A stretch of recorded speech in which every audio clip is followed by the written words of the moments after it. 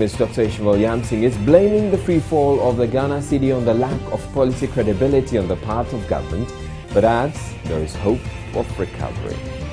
We have more business, sports and international news all coming up in the 60-minute package. Do stay tuned.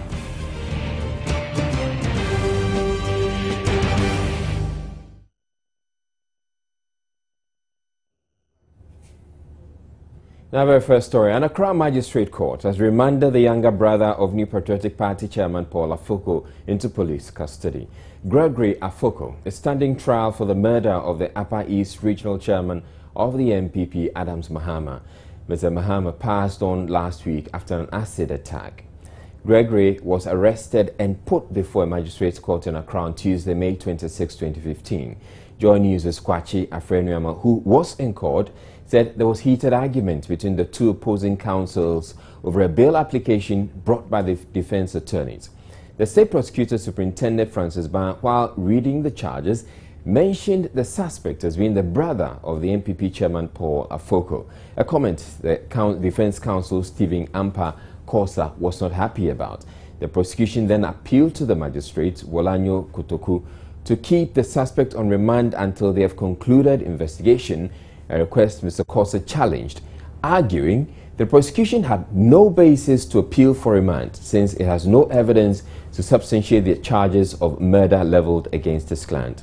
But the prosecution said it has prima facie evidence and needed time to conclude its full investigations. The magistrate Wolanyo Kotoku ruled in favor of the prosecution and admitted the suspect to police custody to reappear on July 9, 2015. The second suspect, Asakba Alangbe, is said to have fled the Upper East with his wife and left behind a baby. But a gallon of acid was said to have been found at the home of Asakbe, who is facing prosecution in abstention for the murder of Adams Mahama. His lawyer spoke to Joy News. I was surprised at that development because it's a normal in our practice that even though the prosecution would normally be the lawyers for the deceased or the victim of the offense, it is also usual for the family of the victims to appoint a lawyer, because you can see that if you look at the distance between the bench, the bar and the well, you don't hear so much what is happening, and therefore it is normal for them to appoint a lawyer who will be at the bar to hear fully what has happened and to report back about the proceedings. And so I was a bit surprised that they raised that issue. They have nothing to fear because I was there, as I said, to announce myself and watch brief. So I was not to take part in the proceedings because the prosecution is there.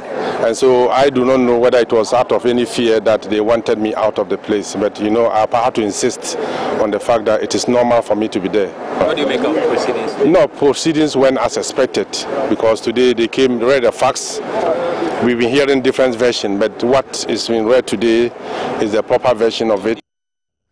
An autopsy report of the late Upper East chairman of the NPP, Adams Mahama, who died of an acid attack, indicates he died of excessive acid burns and shock lungs. Shock lungs can also be described as acute respiratory distress syndrome, or ARDS, which involves widespread irritation of the lungs. Dr. Nkrumah Mills is a surgeon physician, and he has been explaining the medical term on Joy News analysis program, The Pulse.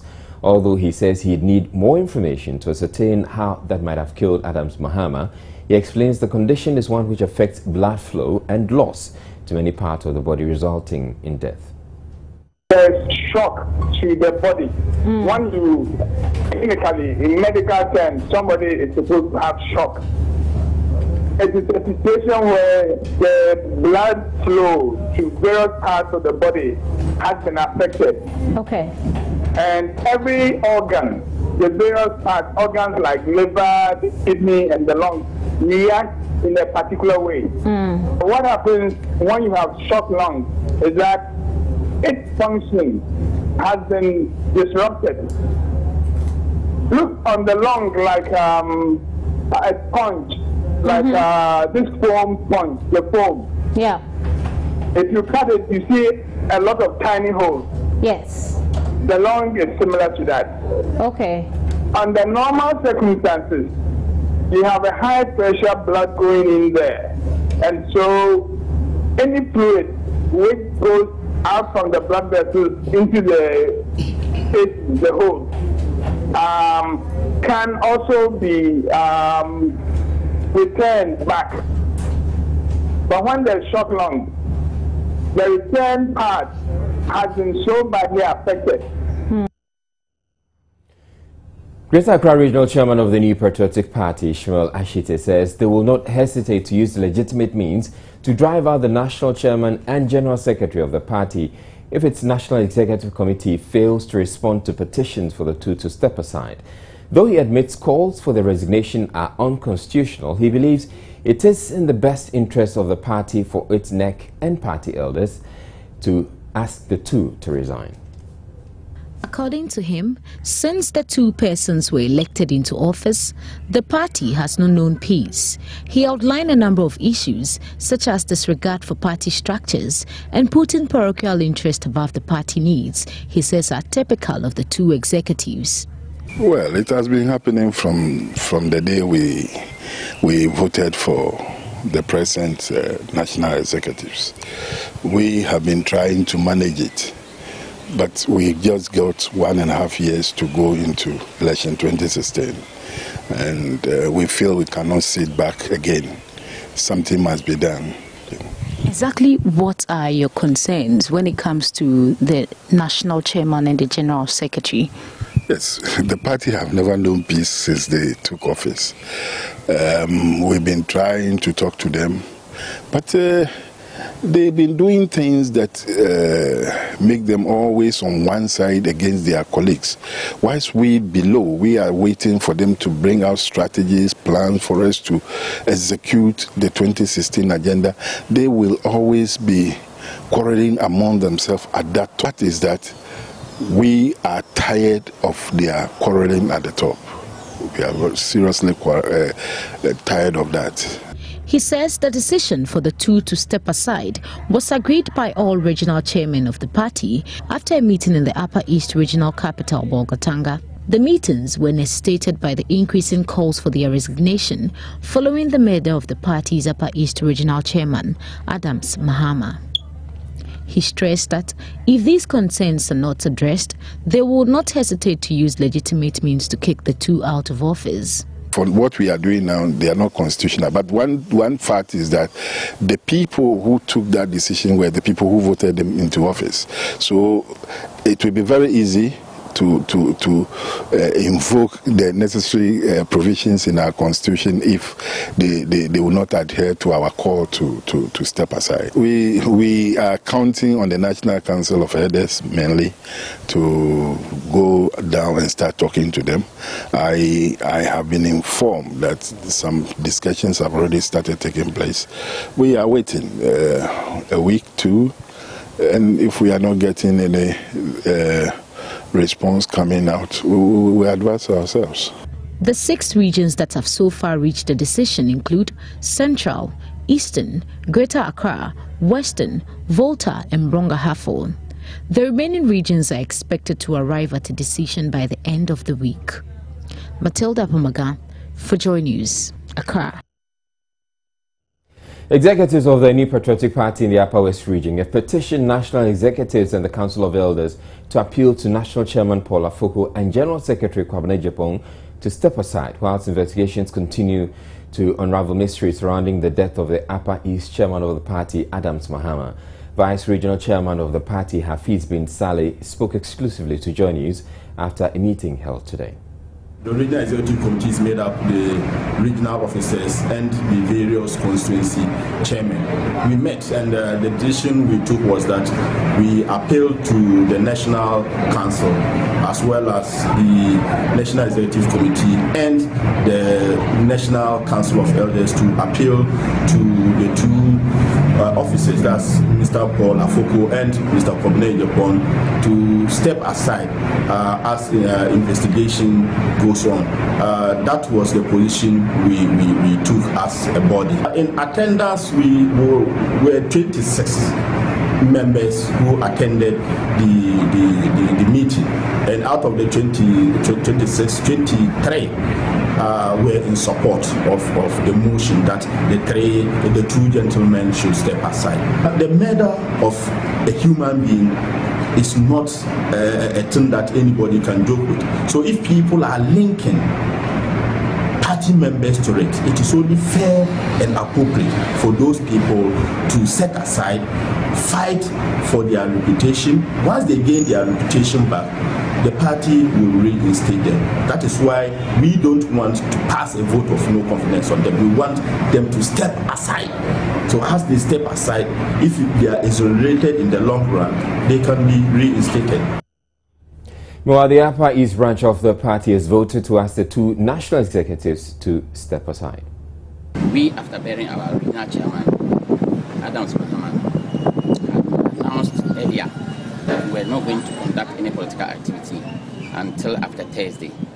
But as a result of the meetings that was organized across the regions yesterday, we as a host region saw it wise to call an emergency meeting to meet and decide as to what we should do pertaining to what happened yesterday. Because we should, as a host region, should have started first with a resolution demanding that the national chairman and the general secretary step aside the business of this our mother party for us to resolve the issues amicably in ourselves. But looking at the security nature of the region, we decided to organize the meeting in twofold. One for the Boku zone, where the 6 constituencies met this morning at 9 a.m. and unanimously resolved that the general secretary and the national chairman should step aside and then allow us to do our business in peace. We organized the 9 constituencies also this afternoon at the regional office here to stem up the same issue, making up a total of 15 constituencies in this region. So the long and short of this matter is that we have resolved, in conformity with the other regions that had yesterday, asking that peace prevail. For in order that peace prevail in our region, the two national executives should step aside for us to resolve our matters amicably. In a related development, General Secretary of the Opposition New Patriotic Party, Kwabena Agyapong, has denied ever resigning from the party. A resignation letter addressed to Joy News suggested he had resigned and informed the National Council of the party on Tuesday morning. But speaking to Joy News, Mr. Agyapong categorically denied resigning and expressed shock that anyone would go to that length to have him removed from the party. He also questioned the constitutionality of the processes that had begun in the regions to impeach him. To know that I have not signed any letter, I have not issued any letter, I'm still at post. So if some people have been able to fake my email address, and I mean, there are a lot of IT people who do all sorts of things in the country these days, you know, and so people can do things. I am at post. I want to reassure the people of my party, the people of our country, that I won a duly contested election, was sworn in by a public organization, the Electoral Commission, and so I'm a public officer. I earned my position, and I intend to see out my mandate. And if there are people in our party who want to push for my removal, there are constitutional processes that it should follow. None has been followed. What has been happening around the country is an illegality. It is shameful. It should never have happened, because that is not what our constitution prescribes for us to do. So I'm still at post. Is that, so I take it then this is a hack of your email then? Well, perhaps maybe it is a hack of my email. You know, as I said, I don't have much knowledge in IT, so yes, my email is agyapongkwabena@yahoo.com, but I don't write letters with agyapongkwabena@yahoo.com. So I don't quite understand. And I hear it is on an MPP letterhead. An official MPP letterhead. And a letter it is signed by who? It's signed by yourself. It says Kwabena Agyapong, former general secretary. Former general secretary. Former general secretary. I'm still general secretary of my party. And they should stop all this confusion and stop faking things. People are desperate to get me out of the party. They are not going to have that comfort. I'm going to fight and stay. And I'm going to laugh this out, and I'll ride this storm. And so it's not going to happen. Now listen to this. This comes from the party's headquarters. It says, this is the MPP letterhead we are used to. It says, headquarters, private mailbag, Accra, North Ghana. All the details we've come accustomed to as far as the headquarters is concerned is on it. My brother, have I been to the headquarters today? Have you cited me there? Perhaps you should ask those officers who have been to the headquarters today. You should ask them, because I don't have any custody of our letterheads at home. And I'm saying, you are speaking to me personally. I'm saying that I have not resigned. Communications Director for the new opposition New Patriotic Party, Nana Kumi, has meanwhile expressed shock at how some party members got access, or whoever got access to the party's letterhead to forge the signature of the General Secretary of the party, Kwabena Agyapong. The forged letter said Kwabena Agyapong had resigned from his post. He said the party will launch full investigations into the matter to prevent a future recurrence. Well, very, very shocking. If somebody could get access to the letterhead of the party and write a resignation letter in the name of the General Secretary at this time, is very serious. Today it's been done to the General Secretary. Tomorrow it could be done to the Communications Director or even the flag bearer. So it is something that we are going to investigate fully at the Communications Secretariat. I'm hoping that it didn't pass through the Secretariat, or somebody at the Secretariat didn't engineer this, because we're going to take a very, very serious view of it. But I was told that there was some time when a similar engineer letterhead came from the Flagstaff House, purporting to say that they were going to establish a zoo, and it was used in this station, and it caused a lot of problems for you. So obviously, this is becoming an industry. We have to deal with it. Doesn't this also reflect the views of the rank and file of the party? Like, indeed, some members are desperate that the two leaders should step aside for the party to know the next line of action. Yes, but they would have to take their decision. The two of them have to take the decision. That may be the feeling of some of the rank and file. I have no doubt about it. But they would have to take the decision. They would have to wait and see if there's some moral force in the call for them to step aside. Short of that, you have to go by the constitutional provision, which is also available. But so far it's been calls, and when you are called upon to do something, it is you who still must take the action to do it. So far they haven't taken the action. It is up to them to take up the decision. And finally, before you go, some also have expressed the view that if you have the flag bearer and perhaps the former president coming on board, you would be able to iron out some of these problems within the shortest possible time. There have been several efforts. And some success was being achieved before the unfortunate murder of the regional chairman occurred. And so that has precipitated some of these issues. But I can assure you there have been several efforts by the former president, President Kufuor. He's been very active in trying to ensure that some of the disagreements do not threaten the unity of the party. The flag bearer too has been very active in trying to get everybody on board, and some success was being made until the unfortunate events of last week. Still staying with the New Patriotic Party, the national organizer says the party is yet to receive any formal petition from any of the regions calling for the impeachment or resignation of the party's chairman Paul Afoko and General Secretary Kwabena Agyapong. Regional and constituency chairmen have for some days now been meeting to deliberate on whether or not to ask for the resignation or impeachment of the party chairman and General Secretary. The two are being accused of being behind the death of late Upper East Regional Chairman Adams Mahama. But the party says no written petition has hit their desks yet. What I know is that the 9 regional chairpersons of our party decided to come back and report to their constituents, which are the constituency executives, in the form of a regional executive committee. And out of that, some suggestions are coming from the ground, and I think that's where I can go. They've not presented formal report to us, so I wouldn't know the details of what I'm hearing, like you are also hearing. Well, minority MPs are considering setting up a fund to cater for the needs of the family of the deceased Upper East Regional Chairman of the MPP, Adams Mahama. National organizer of the MPP, John Boadu, says this is the MP's widow's mite to the family of the late chairman. Privy to what even our minority members of parliament want to do, want to set up a fund. to support her wife and the family. Adams is someone who spends money like nobody's business. He is one person who, if he's spending money on the party, he does not look back.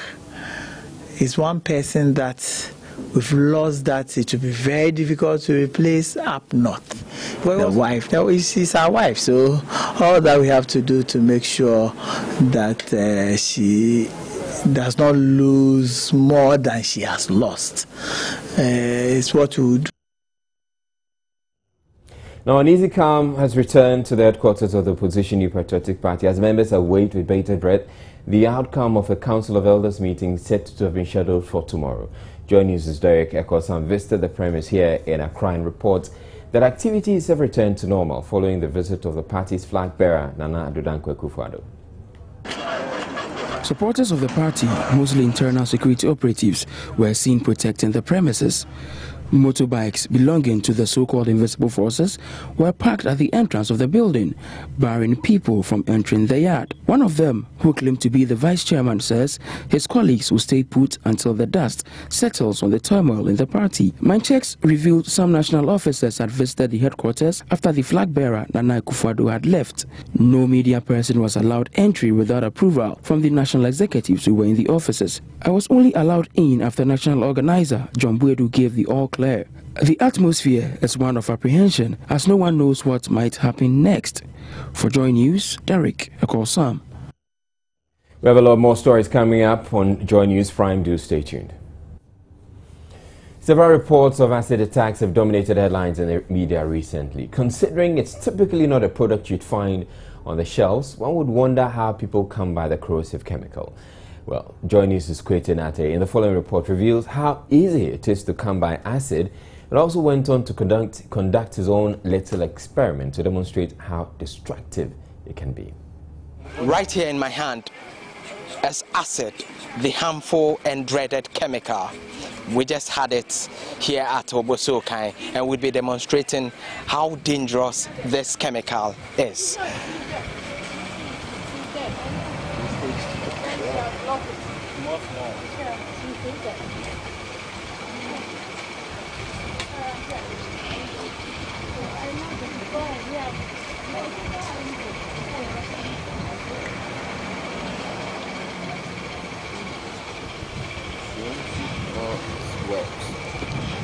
So let's give ourselves a few seconds, and I think it will start taking effect on these two materials. I've poured some quantity of acid on.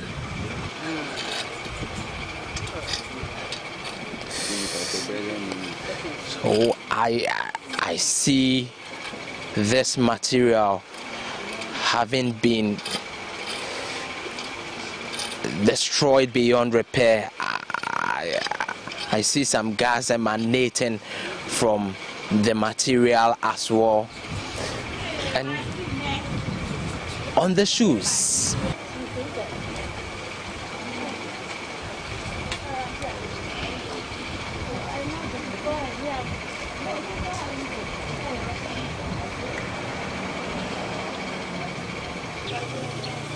so I can see a hole in the material I'm currently holding, and you can see the devastation the acid has done to this material. Okay, we would have another demonstration of the acid and how it takes impact in a gallon of water.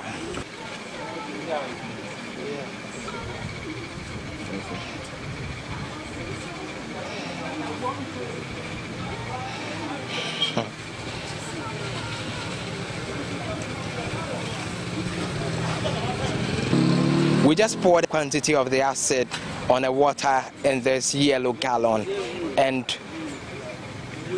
the heat which is emanating is immense, and I think it's clear what acid can do even in water.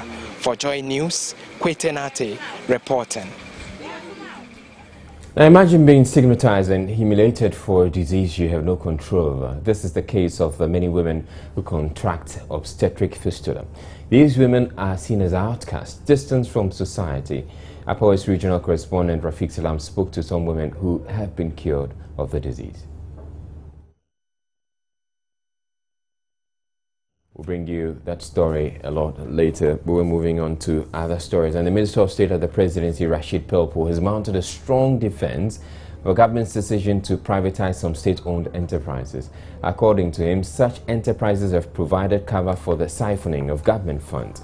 He says subsidies to such companies have also put a huge burden on the economy. Mr. Pelpo was speaking at an event organized by the Socialist Forum of Ghana on the privatization of state-owned enterprises in Accra.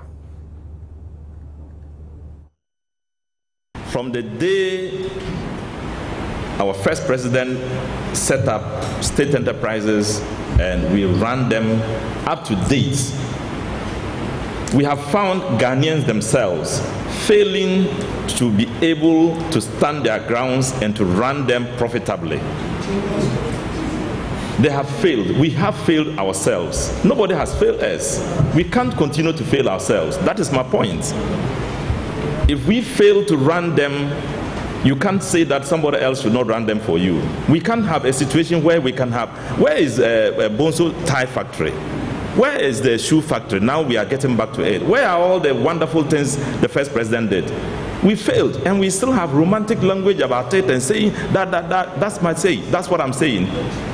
We should stop being romantic about these things. Let's face the reality. The reality of our political economy is that we need to create wealth for our people. For social democracy, what we are thinking about is that we need to create wealth as much as possible, get our people jobs, subsidize products for them, ensure that we live worthy lives, create value, ensure that we have required infrastructure for people, students to learn and be able to pass exams, get them and build roads, build bridges, do all the things that will create value for people. That's our social democrat. That's what it's about. If it means ensuring that a particular project run by Ghanaians is not run well, and you can get somebody to run it well for the benefit of the people, we will do it. We can't continue to say all the big things about socialist language, and no, it won't help us. And Secretary General of the Trades Union Congress, Kofi Asamoah, however, says that is not the way to go. Privatization of state enterprises is not the way to go. Ideologically, the TUC is opposed to privatization of state-owned enterprises. This has been the long-held position of the TUC Ghana, and I think those of you with the long links with the labor movement can testify to that. Our view is also a matter of pragmatism born out of proper and honest appreciation of how today's rich countries defeated structural impediments to economic and social development. We're taking a break now. Up next, we bring you business news. Do stay tuned.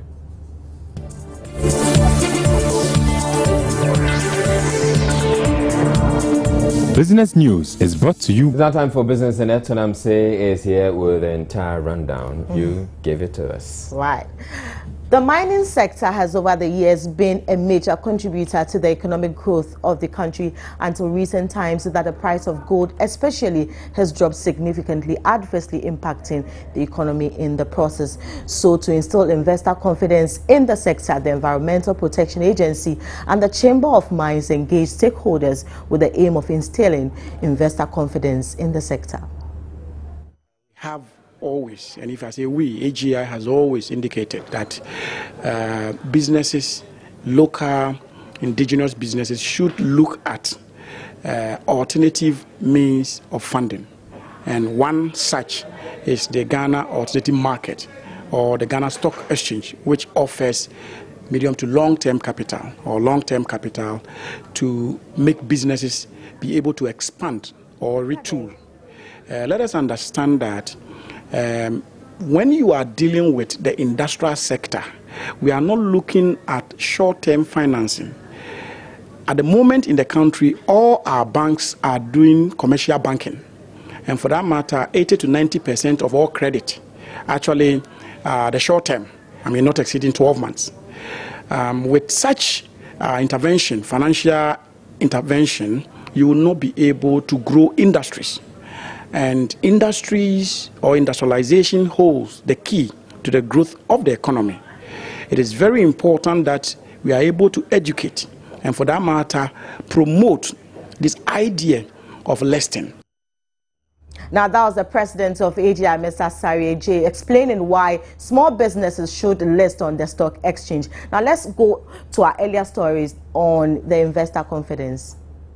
Delayed environmental permitting and its associated challenges have persisted in the mining sector for a number of years. The delay, according to the Environmental Protection Agency, adversely affects on- and off-site mining-related projects. Ransford Sechi is the director of Intersectoral Network Division at the Environmental Protection Agency. The companies have raised concerns about delay in permitting. We've also raised concern about quality of the reports based upon which we have to permit. For that reason, there's a need for us to meet to find the middle way. How best could they put their acts together in a manner that they will submit reports that are okay, that are appropriate to enable us issue the permit with the necessary conditions such that the operations do not impact negatively on our environment, our communities, within the operational areas. Policymakers over the years have failed to streamline activities of unregulated miners, also known as galamsey. But the Chief Executive Officer of the Chamber of Mines says the time has come for duty bearers to formalize that sector. How concerned are you with unregulated mining? Yeah, it's a major issue for the mining industry, and we have not whined, we have not just thrown our hands in the air in despair. So one of the key things we did years ago is to conduct a study, just to really understand this whole, phenomenon, because you can't resolve a problem if you don't really understand it. So the chamber conducted a study, and the lessons and the findings were quite stark and revealing. What we have done over and above that is to engage various policymakers to discuss what the recommendations are. But illegal mining, which you call unregulated mining, is a major issue which we need to find solutions to. If you consider the fact that about 34% of our gold production is coming from this sector, and virtually we don't get much from that segment of the business, I think it's in our collective interest to formalize, just make sure that they do it and do it well. Times are indeed tough for mining firms. Suleiman Okone, however, keeps an optimistic outlook. Next year, for example, in the first quarter of next year, we are expecting a mine to start production. So that would also, improve, returns to the state. A few other companies are also expecting that, they'll start their various expansion projects the latter part of the year, of next year, and beyond. So probably if everything goes well, the price of the metal stays the same or even improves, naturally the situation will turn around sometime next year. Stakeholders at the seminar hope to find lasting solutions to delays in issuing environmental permits to mining companies. Economist Dr. Emmanuel Kuma has reiterated calls for government to downsize the public sector to ensure radical economic transformation. He says Ghana is not living within its means with an overbloated public sector which continues to cripple the nation. Dr. Emmanuel Kuma was on a panel of economists who spoke at an economic forum organized by Ishmael Yamsing and Associates. The forum offered the platform for analysts to discuss ways in which Ghana can boldly deal with the key issues that have translated into cyclical problems for the economy, one of them being the wage bill. I'm not sure that the market believes what we're doing, and I'm not sure that come next year we're not going to start the whole debate again. Because we've gone through an IMF program year on year, and we seem to be doing the same things. The first order of business is to significantly curtail the size of government by reducing the number of ministries, agencies, departments, and consolidating others. That, to me, is the first order of business, because we've overblown too much. Some people have asked me examples. I said, for a country that's literally on its knees, how can you have, as an example, only an example, 2 ministries dealing with energy. And we're just too much overblown. We need to shrink and live within our means.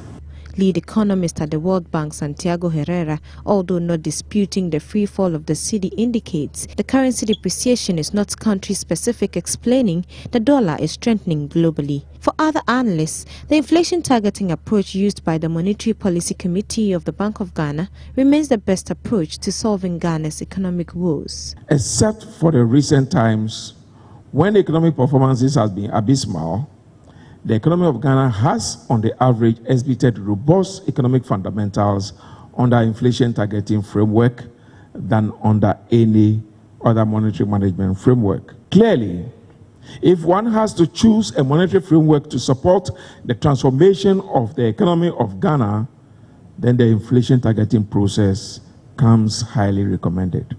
The inflation targeting process comes with the openness and transparency of policy process that is needed in today's world. Still on the economy, economist Dr. Ishmael Yamson is blaming the cedi's free fall on the lack of policy credibility on the part of government. He believes sustained credibility will bring in additional inflows from donor partners to reduce the pressure on the currency. Dr. Ishmael Yamson tells Joy Business he is optimistic the cedi will stabilize in the next 3 months, provided government sticks to measures it has introduced to address the depreciation. If you already have an accumulation of arrears or forex requests, then unless the central bank has lots of dollars, it is going to take time to pay off all the accumulated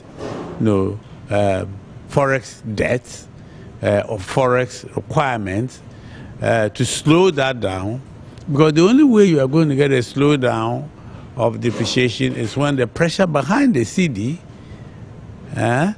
for dollars also slows down. Maybe in the next 3 months or so we should begin to see a reduction and an improvement. But I don't think anybody should expect that tomorrow there will be some magic that will save the cedi. Why are you optimistic that in the next 3 months the cedi is going to stabilize? No, I'm optimistic because we have the homegrown policy. I have heard what the finance minister has said. I don't have any reason to disbelieve what he said he would do. I believe he will do what he says he will do. It's tough. It is very tough. And the pressures on him will grow. Both political pressures, social pressures, they will all grow. But if he can stand firm in his belief and create confidence and credibility, as I spoke to you about, then it shouldn't take a long time for us to see a recovery. Will the policy rates have anything to do with it, the recent increment in the policy rate by the MPC? Of course, when you raise interest rates, all that it means that you are soaking money from the market into the central bank. So it will work? Well, I mean, technically, it should work. But it depends on how much cedis are stashed out there. If there's a lot of money out there, and you saw the rate at which we have been increasing money supply, it's been at a very high rate. If that begins to slow down, definitely an increase in interest rates, which means a reduction on the demand side and a reduction on the supply side, will definitely show in the stability of the cedi. But again, I come back. Let's all agree that what we have said we will do, we do it. That's how we wrap up with business. My name is Etonam Say. Many thanks for your time. Sports is next. Please stay.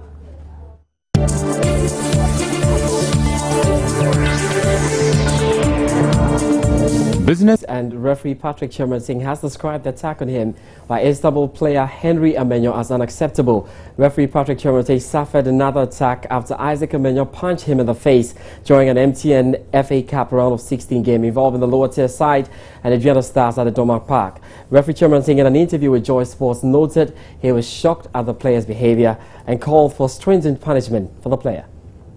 Oh yes, I was surprised. Very, very much surprised. Very, very much surprised. A police officer came to my aid and rescue me. So they escorted me to the dressing room. From there, I went to hospital. I mean, per your narration, this is unacceptable. What do you seek to be done? I write my report and send it to the authorities. I don't think this thing must be entertained. You know, it's not good. It's not good practice. So I think, as I'm saying, I write my report and then they continue from there. I think the rules are there. If you have the rules, so I think they will go into the rules and do what they are supposed to do. Let's talk about the Black Meteors then. Black Meteors coach Malik Jaber has challenged Congo coach Claude Leroy to prove his allegations against Ghana for using fake ages or keep mute. After the 1-0 defeat to the Black Meteors in the 2016 Olympic qualifier last Saturday, the Frenchman alleged that he had coached some of the Ghanaian players during his time here in Ghana and insisted they were not under 23 players. But Malik Jaber wants the former Black Stars manager to back his allegation with proof. Well, I don't think there's any basis. The only base maybe he has is when he could remember that he called Ebo Andor to the local Black Stars, and he felt maybe from then until now maybe he would have passed, or his age should have passed the 23-year thing we're talking about. But he's making a mistake. Nobody should take him serious. I'm only wondering why, after he said it, why didn't he put a reserve? Why didn't he protest? Why didn't he? Because he wasn't sure. Maybe he was trying just to be loud. That's all. Let's talk some women football now. And Nigerian Liverpool forward Asisat Oshola has been named as the BBC Women's Footballer of the Year. The 20-year-old forward is the first player to win the new award from the BBC World Service, voted for by football fans around the world. She beat Spain's Veronica Buquet, Germany's Nadine Kessler, Scott's Kim Little, and Brazilian Martha Tudiana. At just 20 years old, Asisat Oshoala's goals for club and country have taken her to the very top of the game. She's received the first BBC Women's Footballer of the Year trophy in Toronto, where she's busy preparing with Nigeria for next month's Women's World Cup. I feel very happy and appreciated. It's a very great thing for me and also a motivation to the World Cup as well. Asisat burst onto the world stage at the Under-20 Women's World Cup in Canada last year, helping her national side to the final, where they narrowly lost to Germany. She was the tournament's leading goal scorer and voted best player. A major influence too in Nigeria's senior team, who won the 2014 Africa Women's Championship. This season saw her move from the Nigerian Domestic League to Women's Super League side Liverpool Ladies, where she's currently the joint top scorer with teammate Farrah Williams. This Liverpool legend may be leaving Anfield, but he's delighted to see the club and its players continue the tradition of winning trophies. Congratulations to Liverpool Ladies Asisat Oshoala on being named BBC Women's Footballer of the Year 2015. Well, you don't often get that. Congratulations to Asisat for this, and I hope Ghanaian ladies are looking at this and would love to do the same. The likes of Messi Miles could do that. That'll be all for sports tonight. I'm George Adejuni. Israel will join us with some more. You have a good night. The sports segment. Now, the issue of permits for siting and operating fuel stations and mining centers is on top of the agenda as the Environmental Protection Agency and the Chamber of Mines meet to build a comprehensive environmental impact assessment documentation regime. The Minister for Environment, Science, Technology and Innovation, Mama Yariga, says his outfit will be tough on enforcement. Most of the time is that people sometimes with all sort of connections, either political, social, economic, whatever, they go and then cite major investment projects where they ought not to cite them, after which they come citing the value of the investment as a reason why they must be issued with permits. And very often they get away with it, for some sympathetic reason or the other. Also sometimes based on a feeling that the technology exists to manage the operation safely, even where it is cited. But once in a while, the unfortunate happens. So what happens is that we are trying to be firm on our refusal. We have an international standard. Of course, yeah. On where to site gas and fuel stations. Not international. We have local standards. I mean, the EPA. So what's the standard? Oh, I mean, the standards are there. I mean, I can't give you all the details now. There are technical reasons, closeness, proximity to buildings and all that, proximity to waterways, proximity to other economic activities that could even be more dangerous than just residential buildings. All that are captured. Up next, we bring you international news. And that's it for the bulletin. Before we go a quick run through our top stories, the NPP General Secretary has denied resigning from the New Patriotic Party after a letter purportedly issued by him was dispatched to the media. Meanwhile, more regions are joining calls for the General Secretary and National Chairman to resign. Also in the bulletin, government defends decision to privatize some state-owned enterprises says have provided cover for the siphoning of state funds. And that's it for the bulletin. My name is Israel. Thank you very much for watching. Have a good evening.